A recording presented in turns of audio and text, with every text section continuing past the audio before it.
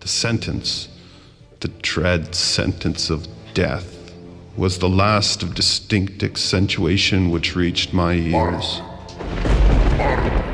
After that, the sound of the inquisitorial voices seemed merged in one dreamy, indeterminate hum.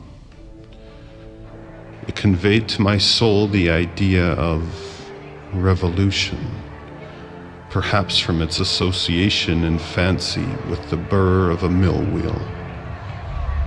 This only for a brief period, for presently I heard no more.